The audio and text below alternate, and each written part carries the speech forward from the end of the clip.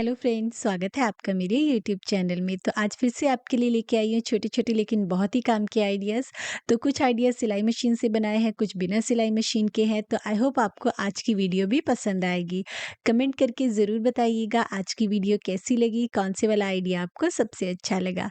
तो चलिए बिना डिले के हम आज की वीडियो को शुरू करते हैं। तो चलिए वीडियो को शुरू करते हैं आइडिया नंबर 1 से।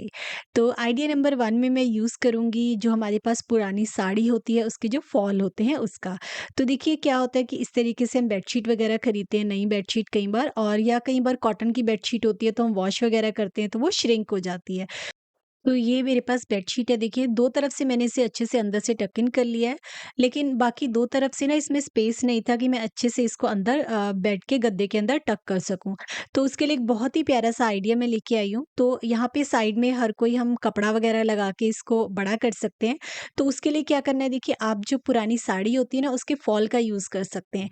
एक तो ये बहुत लंबा होता है साड़ी का फॉल, तो आपको आराम से देखिए इसके साइड में लगाने के लिए एक लंबा-सा कपड़ा मिल जाएगा। तो आपको कहीं भी कुछ ढूँढने की ज़रूरत नहीं है, कपड़े के छोटे-छोटे पीसेस को जॉइन करने की ज़रूरत नहीं है। तो इस तरीके से पुराने फॉल मैंने लगाए हैं, इन्हीं का मैं आपको यूज़ करके दिखाने वाली हूँ। तो देखिए जस्ट क्या करना है, फॉल भी हमारा फिनिश होता है, बेडशीट भी हमारी फिनिश होती है। तो जस्ट क्या करना है, देखिए फॉल को नीचे की तरफ रखना है, बेडशीट को ऊपर रखते हुए देखिए पूरा लंबाई में आपको सिलाई लगा लेनी है। तो कुछ भी फिनिश नहीं करना, बहुत जल्दी आपकी ये वाला आइडिया आपका रेडी हो जाता है। क्योंकि हमारा फॉल वगैरह सब कुछ फिनिश है, सिर्फ नीचे की तरफ रखते हुए आपको देखिए सिलाई लगा लेनी है। तो इस तरफ मैंने एक फॉल लगा लिया।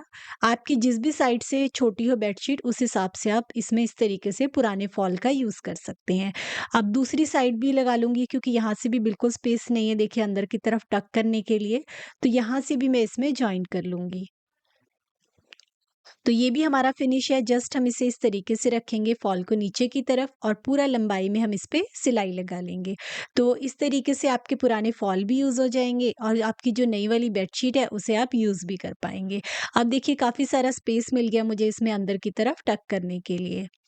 तो अब आराम से देखिए हमारी बेडशीट इस तरीके से अंदर की तरफ चली जाएगी और बिल्कुल भी खराब नहीं होगी। ये देखिए। तो इस वाली ट्रिक को आप यूज़ कर सकते हैं देखिए, इस तरीके से।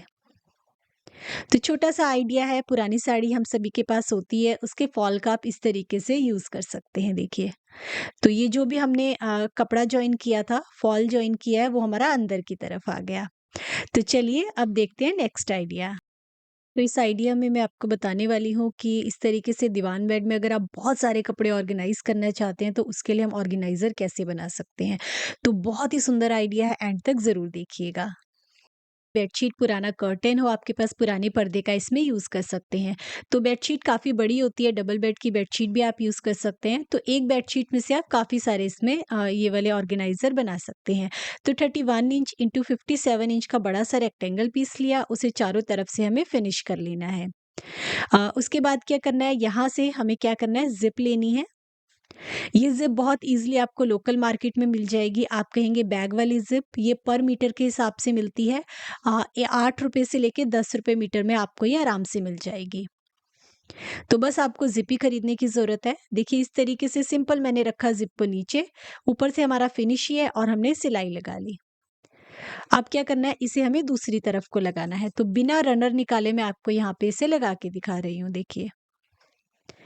ये वाली जो दूसरे वाला पीस है इसे इसके ऊपर रखते हुए ये देखिए ये हमारा फिनिश है, जस्ट इसे इसके ऊपर रखना है देखिए, और यहाँ पे हम इसे पूरा पिन अप कर लेंगे। तो बहुत सबसे ज़्यादा ईज़ी तरीका बता रही हूँ मैं आपको, अगर आपको जस्ट सिंपल सिलाई लगानी भी आती है ना तो भी आप इसे बना लेंगे। ये देखिए जस्ट पिन अप कर लिया और इस पे भी हम पूरे पे सिलाई लगा लेंगे, एक कॉर्नर से लेके दूसरे कॉर्नर तक। तो मैंने रनर नहीं निकाला क्योंकि कई मेरे व्यूअर्स हैं कहते हैं रनर डालने में दिक्कत होती है, तो मैं इसमें आपको बिना रनर निकाले ज़िप को लगा के दिखा रही हूँ। तो बस अब आप इस पे सिलाई लगा लीजिए। तो सिंपल एक जस्ट रेक्टेंगल पीस लिया था मैंने, उस पे मैंने देखिए इस तरीके से ज़िप को इंसर्ट कर दिया है। अब इसे अंदर की तरफ को फ़ोल्ड कर लीजिए। अब हमें क्या करना है, देखिए ज़िप से हमें एक्स्ट्रा लेना है 7 इंच और पूरा लंबाई में आपको निशान लगाना है। किसी भी एक तरफ से इस तरीके से 7 इंच का निशान लगाने के बाद उसे यहाँ से पकड़ते हुए फ्लैट कर लेना है देखिए। और दोनों साइडों पे हमें इसके सिलाई लगा लेनी है, दोनों कॉर्नर्स। दोनों कॉर्नर्स पे सिलाई लगा ली। अब हमें कोई कट नहीं करना है, जस्ट हम फ़ोल्ड करके इसे बनाने वाले हैं देखिए। तो यहाँ से देखिए इस तरीके से इसे आपको फ्लैट बिछाना है, ये देखिए। तो इससे क्या होगा, अलग से आपको साइड जोड़ने की ज़रूरत नहीं पड़ेगी, हमारा बैग ऑटोमेटिकली बन के रेडी हो जाएगा। तो जहाँ पे भी आपका 12 इंच आ रहा है देखिए इस तरीके से 12 इंच उसे सीध में मिला देना है। ज़िप से थोड़ा-सा ऊपर आएगा ये हमारा, ये देखिए। और यहाँ पे हम इसे पिन अप कर लेते हैं। तो सेम मेथड हमें चारों कॉर्नर को फिनिश करने के लिए फॉलो करने हैं। इस तरीके से देखिए कॉर्नर को पकड़ना है और ऐसे फ्लैट बिछाना है। तो ये हमारे ना चारों कॉर्नर्स बन जाएँगे और हमारे बैग की शेप आ जाएगी। ये देखिए, तो इस पे भी हम सिलाई लगा लेंगे, पिन अप कर लेते हैं। तो एक बार मैं चारों कॉर्नर आपको पिन अप करके दिखा रही हूँ। अब बच गए नीचे के 2 कॉर्नर्स, इन्हें भी ऐसे ही पकड़ना है देखिए, पहले सेंटर का निशान लगा लिया, ताकि आप जब इसे फ्लैट बिछाएँ आपको पता रहे कहाँ पे सेंटर है, ये देखिए। अब इस तरीके से फ्लैट करके बिछाया और सेम वैसे ही जहाँ पे 12 इंच आ रहा है, हम इस तरीके से इस पे निशान लगा लेंगे। ये देखिए पूरा लंबाई में, इसे भी पिन अप कर लेते हैं। अब एक कॉर्नर रह गया हमारा, तो 3 कॉर्नर हो गए, ये वाला भी कर लेते हैं। सेम वैसे ही करना है आपको, ये देखिए। बिल्कुल वैसे ही फ्लैट बिछाया कॉर्नर से पकड़ते हुए और यहाँ पे हमने निशान लगा लिया। तो कोई कट लगाने का झंझट नहीं है, कुछ नहीं करना है, जस्ट आपको इस तरीके से फ्लैट बिछाते हुए इस पे सिलाई लगा लेनी है। तो चारों कॉर्नर पर हमने सिलाई लगा ली है, तो हमारी बैग की शेप बन चुकी है, ये देखिए। 3 और 4। अब हम बैग को सीधा कर लेते हैं। तो चलिए इसे सीधा कर लेते हैं। तो ये मैंने सीधा कर लिया। अब हमें क्या करना है, जहाँ पे हमारा ऊपर की तरफ फ्लैप था, जो हमने अंदर से कॉर्नर बनाए थे, उस पे हमें पहले सिलाई लगानी है देखिए। तो ये हमारे इस तरीके से लूज़ हैं कॉर्नर, इस पे हम ऊपर की तरफ सिलाई लगा लेते हैं। ये देखिए, ऐसे फ्लैट बिछाते हुए आपको इस पे सिलाई लगा लेनी है, दोनों तरफ। तो देखिए मैंने सिलाई लगा ली, बिल्कुल अच्छे से कॉर्नर हमारे बैठ गए और ये हमारा बैग बन के रेडी हो चुका है। अब हम इसमें लगाते हैं साइड में हैंडल। तो इस तरीके से हमारी साइड बन जाएँगी इसमें। जब आप बैग को सीधा करेंगे तो आपको दिखाई देगी देखिए, और साइड में हम हैंडल लगाएँगे दोनों साइड्स में। तो सिंपल कपड़े की पट्टी ले ली है मैंने, इस तरीके से 10 इंच की और 4 इंच की। फ़ोल्ड करेंगे और जैसे हैंडल होते हैं नॉर्मल हैंडल्स बना लेंगे दोनों के लिए बेल्ट की, सिलाई लगा के। तो हैंडल हमारे बन के रेडी हो चुके हैं, तो चलिए बता देती हूँ कहाँ पे लगाना है। तो ये जो हमारे कॉर्नर बने हैं जहाँ पे आधी ज़िप आपको दिखाई देगी इस तरीके से, यहाँ पे हमें दोनों साइड पे हैंडल्स को अटैच करना है। तो यहाँ से हम निशान लगा लेंगे देखिए 4 इंच पे, और यहाँ पे हैंडल्स को रखते हुए हम सिलाई लगाएँगे देखिए इस तरीके से। ज़िप खोल लेते हैं, इसे यहाँ से फ़ोल्ड करना है, इस तरीके से रखना है, पिन करना है।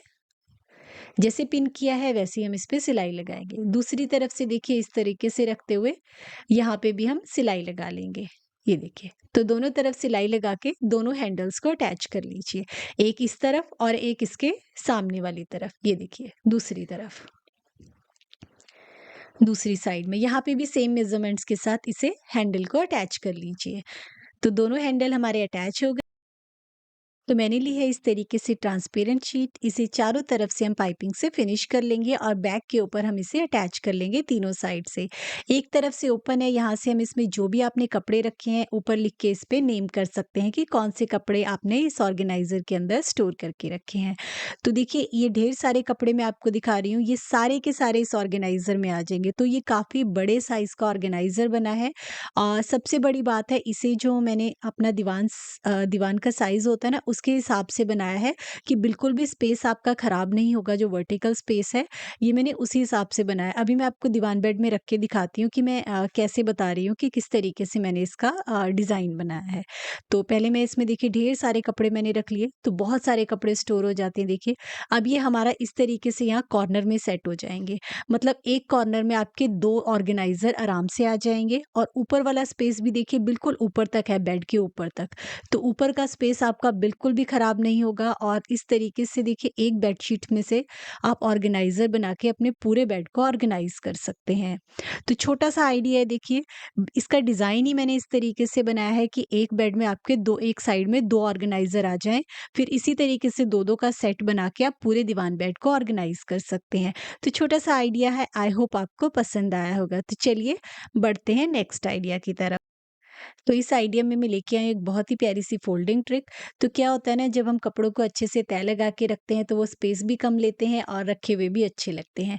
तो शर्ट के लिए देखिए, जब भी आप शर्ट को इस तरीके से तह लगा के रखें तो उसकी तह इस तरीके से लगाएंगे तो ये स्पेस भी कम लेगी और बहुत अच्छे से देखिए ऑर्गेनाइज हो जाएगी। ये फोल्ड किया, हल्का सा यहाँ से ओपन किया और इस वाले पोर्शन को ऐसे डालना है। अगर आप कहीं ट्रैवलिंग पे जा रहे हैं ना तो भी इस ट्रिक का यूज कर सकते हैं। तो देखिए कितने अच्छे से हमारी ये पैक हो गई शर्ट और तह लगाना ईज़ी, बिल्कुल अच्छे से देखिए हमारा ये इस तरीके से फ़ोल्ड हो गए। तो इस फ़ोल्डिंग ट्रिक का आप भी यूज़ कर सकते हैं। छोटी-सी ट्रिक है, तो चलिए देखते हैं अपनी नेक्स्ट ट्रिक की तरफ। तो नेक्स्ट आइडिया में मैं ट्रिक शेड करने वाली हूँ देखिए इस तरीके से बेडशीट के साथ। तो अभी मैंने फर्स्ट आइडिया में आपको बताया था कि छोटी बेडशीट को कैसे हम उससे उसकी लेंथ और विड्थ हम इंक्रीज़ कर सकते हैं। तो इसी बेडशीट के साथ मैं आपको एक फ़ोल्डिंग ट्रिक बताने वाली हूँ कि अगर आप बेडशीट वगैरह जैसे हम स्टोर करके रखते हैं अलमीरा वगैरह में, तो अगर आप इस तरीके से रखेंगे, तो वो बिल्कुल अच्छे से आपकी ऑर्गेनाइज़ हो जाएँगी, स्पेस भी कम लेंगी।